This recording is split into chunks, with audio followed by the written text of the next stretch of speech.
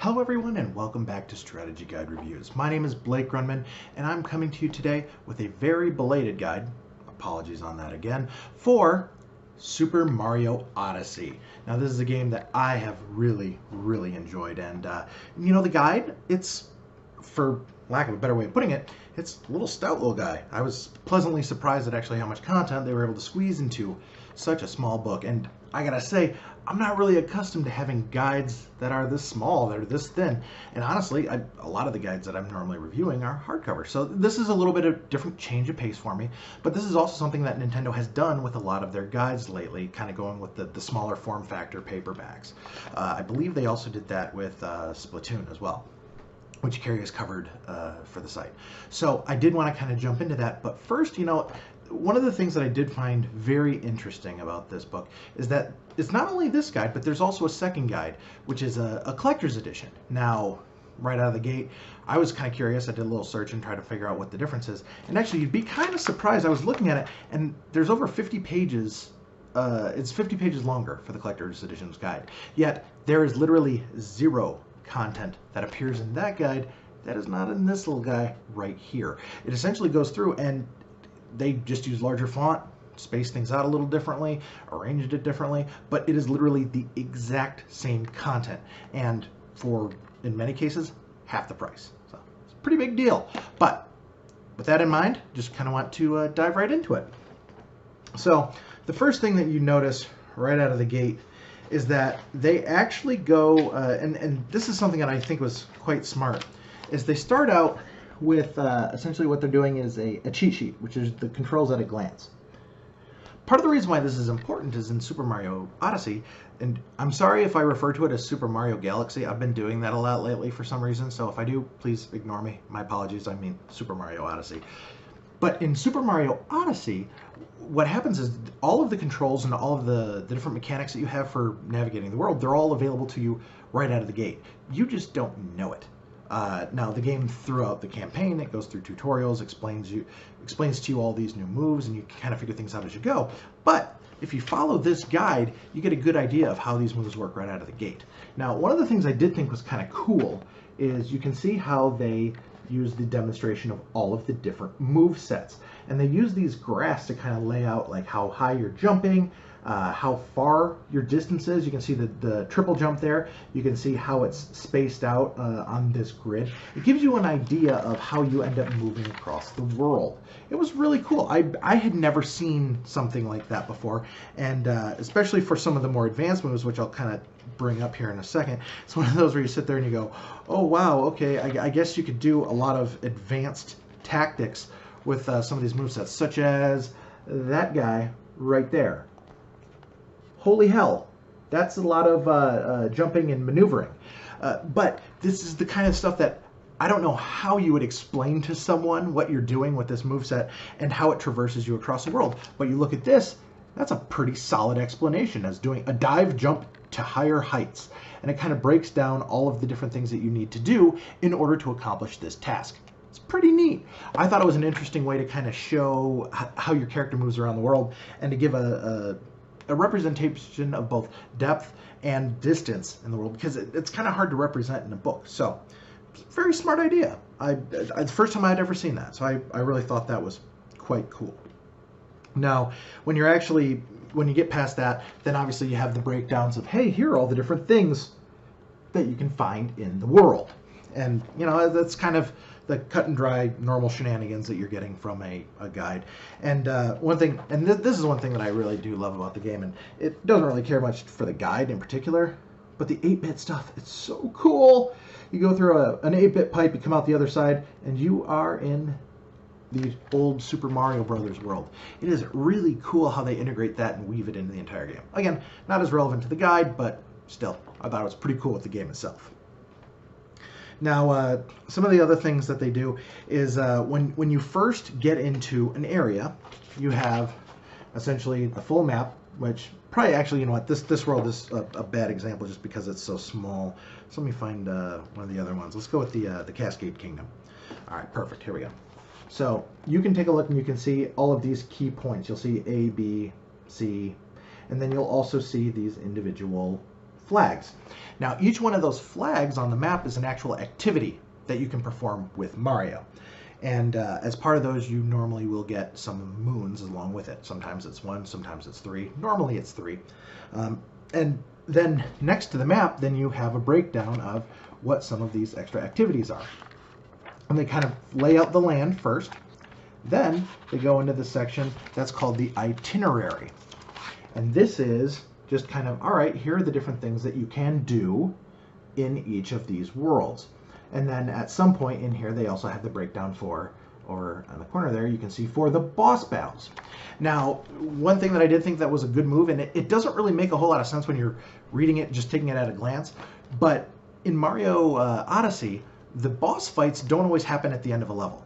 Like, you can just end up in a boss fight, and sometimes it's the middle of the actual story progression through each world. And so you'll be reading through the walkthrough, and all of a sudden, boom, right in the middle, there's a boss battle. You might stop there and scratch your head and go, well, that doesn't make a whole lot of sense to have it here.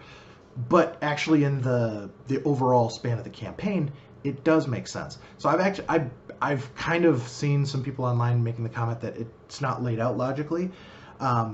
That's mainly one of the big complaints. And so in this case, you know, it makes perfectly good sense. In some cases it is at the end of a level, and sometimes it's right in the middle. It really just depends on where you are encountering the boss battle.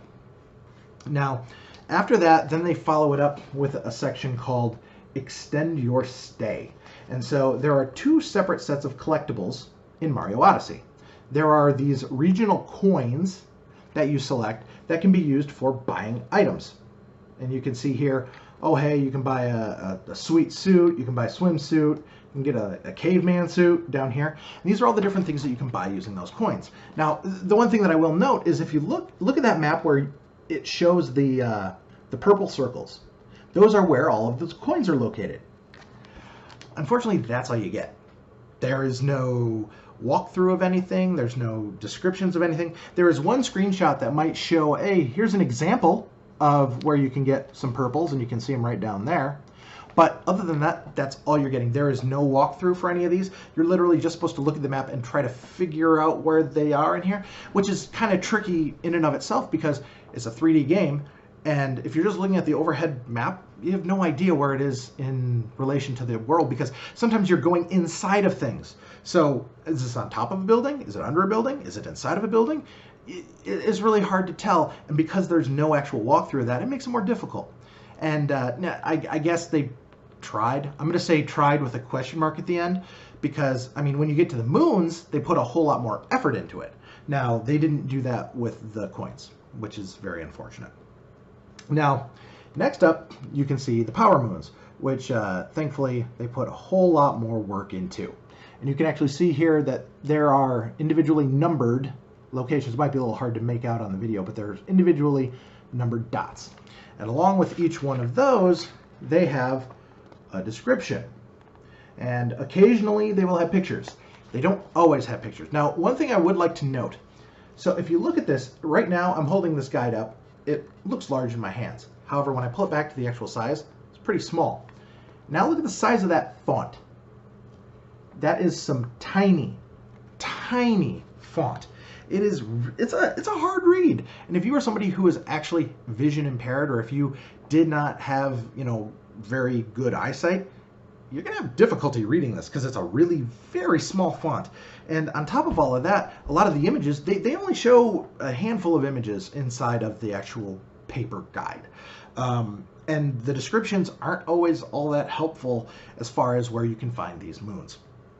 Now, that said, the one thing that I did think was nice is that you know, the numbers that they have assigned to each one, they're not only pointing to their location on the map, but in each world, there's an overall map of the world where they'll show the moons as well as you unlock them. And this is the corresponding number on the world map as well in the game. So you can kind of draw a correlation in between the two. Granted, that only shows up after you found them, so it's not going to actually help you find it while you're playing the game. That's where this is supposed to help. I'm going to say that once again with a question mark, because in many cases I found that the descriptions that they gave, that wasn't helpful enough. It really wasn't. And that was really kind of disappointing for me. And then along with that, I did find a couple of occasions where the screenshot that they used was actually in the incorrect position on the page. Like it, say in this case, and this isn't actually an example of that, but say this one is showing for number 16, sometimes you'd find that that was actually supposed to be associated with number 20. And so you're having a hard time determining where things are. And sometimes you're looking at an image that is not related to the actual coin you're trying to unlock. And granted, that was the exception more than it was the rule. However, it did happen, which is very misleading. And there were occasions where I'm reading this description and it's still vague enough that I'm sitting here going, I don't understand. And sometimes you'd have to go to an online walkthrough or an online video in order to get a more useful description, which is kind of unfortunate. Now, the one thing that I did find interesting is when you're looking at these areas here, you can see like once again, the coins. And just to kind of further show you examples of things that were funky, if you take a look right over here, you'll look and you can see that this item right here, if you can look closely, it says swimwear. See, it says swimwear? What is that? That sure as hell, that's not swimwear. That is a suit. That doesn't really make a whole lot of sense to me. And there were several examples of that in the book as well, where it's just like screenshots don't seem to match up with what you're trying to look at, which is, once again, it's unfortunate. Now, the one other thing that is kind of nice is that you do have your power moon breakdown, but then there is one other piece, which is the moons from the moon rock. Now, what happens is after you actually beat the campaign, you can actually go back to the planet and you can try to pick up moons that you missed, but then there's also a whole new set of moons that are unlocked on each planet. And this actually contains those that subset as well. So those are, I've actually found they used more screenshots and it kind of honestly looks a little bit better. And I'm not sure if it's a coincidence or not, but I felt like some of those descriptions were actually a little bit better as well. Now, once again, that might be coincidence. I'm really not sure, but it was nice, though, that they distinguished in between, hey, here are the ones that are available during your main walkthrough, and here are the ones that are available after you beat the campaign, for lack of a better way of putting it. And so they go with this layout of main map, itinerary, walkthrough, boss battle information, and then this extending your stay section. Now, again, the extending your stay, every time after you've beat the campaign and you come back to a world, instead of it being, say, at the end of the guide, you have to go back to the world and then go to the end of that section about the world where it's talking about the moons that are available from the moon rock. And then you can look at the newly unlocked moons as well. So it's a little bit unclear. I personally, if it were me, I would have rather had those at the end and kind of had a breakdown of every planet at the end after you've all the way worked through your campaign. But, you know, to each their own, I guess, as far as the structure of the campaign goes. Now, near the end of the guide, again, if you couldn't tell, Mario Odyssey is a collection palooza. There is more collectibles in here than you can shake a stick at, and they are more than happy to show you every single thing that you can try to unlock and buy using their in-game the locale coins. And there are some pretty cool ones, such as this guy right over here, Mario 64. Yes, please. I unlocked that thing and I used it for the rest of the game. Pretty awesome. And granted, that was one I couldn't buy until after the campaign was over, but still, it was a really fun skin to use. And then they also follow up with more of the collectibles. You have souvenirs and stickers that you can unlock and purchase as you go through each world. And then they follow that up with some, this is kind of nice, is these friendly capture targets. Now, in Mario Odyssey, you have the little cappy guy that you throw at things, and then essentially you possess those characters and you can move them. And it kind of breaks it down, like you can have these binoculars. Another one, it's random, but a boulder. It's a freaking boulder. Essentially, you possess that boulder and you can kind of scoot it from side to side.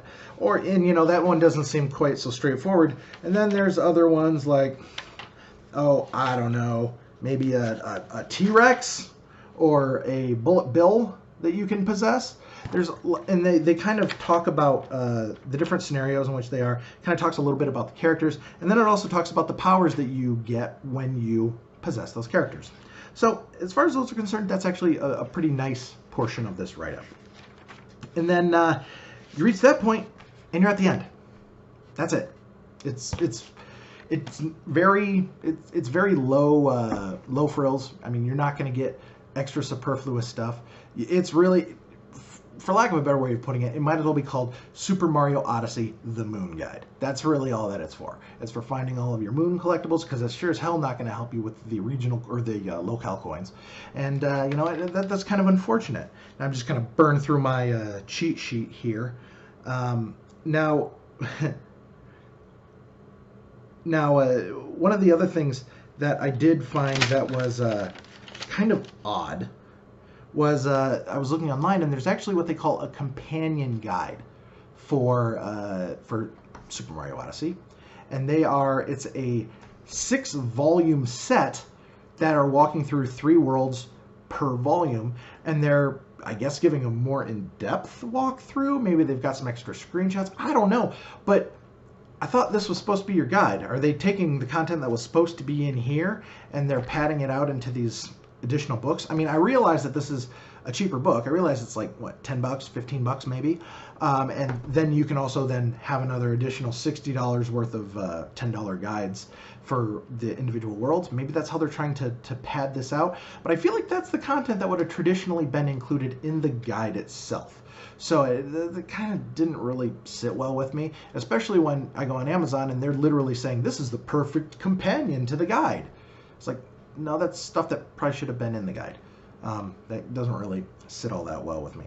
Now, the one thing that I will say that they did fix through the online guide, and normally I do try to kind of touch on that content as well, is the fact that in the online portion of it, while they have the same descriptions for the moon locations, they actually have an individual screenshot for every single moon location, which is very helpful. I mean, it may not give you full context as far as the entire world is concerned, but when in the written guide you're getting maybe every 3rd or every 4th moon, you're getting a screenshot, versus this you have a full screen blown up image for every single moon.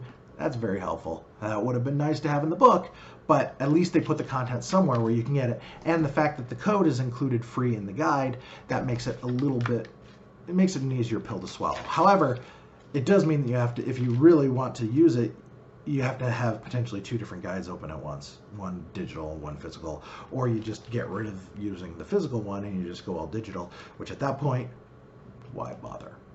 So that was kind of odd, to say the least.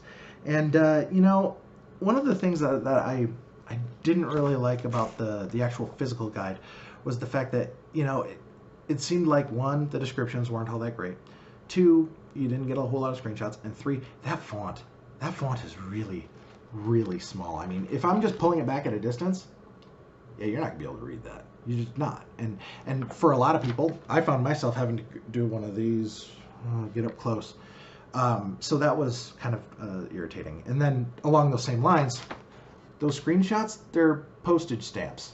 Try getting to get any discernible information out of a screenshot that small in a book this size. It's going to be difficult. Now, they do have some good, they do, at least for the opening of each world, they do have a full page kind of image here. Those, they make good use of those. And I really like the way that those look. They're really well laid out. And overall, the overall campaign walkthrough, I feel like they did a decent enough job as far as how that's laid out. Once again, the layout of the moon structure, I felt like that could have been slightly different and would have been more logical. Hey, let's take all the stuff that comes after the campaign and let's move that to the end of the moon guides. Maybe that would make more sense, instead of having to go back to each planet and then go back to the middle of the moon walkthroughs to find this subsection of items that come after the campaign is complete. Just kind of zipping back and forth. I would rather just kind of be able to read it like I'm actually reading it, how I'm actually going to play through the game, as opposed to having to jump all over the place. Now, the one last thing that I will say that I did think that they did a good job with, and I like this, is after the campaign is complete, you can see Toadette's Archivist Achievements. Now, in the game, you can actually, you have all these collectibles, and depending upon the different collectibles or the different things that you've done, you can unlock additional moons in the world, such as you can get the slots machine, which is for collecting power moons playing the slots. Or if you capture 20 targets, you'll get the Capturing Novice Moon. Or if you collect 15 hats, you'll get the Hat Maven Moon. And it gives a breakdown of all of these different ones and shows that there's an additional 104 moons that can be unlocked that way. And these are things that there's no in-game indication as to what those are. So that was nice to have. And that was one of the few things that I really felt like the game itself didn't walk you through, that this guide genuinely provided you with new information on. So overall, I gotta say, the layout is okay for me. The quality of the book is all right. Some of the content, it seemed kind of hit or miss. The font size was small, the image size was small, and just the fact that you didn't have anything for the regional coins, aside from that one topographical top-down shot, that kind of left me with a sour taste in my mouth. So overall, I mean, it's a decent effort, but I'm going to have to give this guide a 3 out of 5. Thank you guys very much for watching, and keep it tuned here to Strategy Guide Reviews for more guides coming later on this year.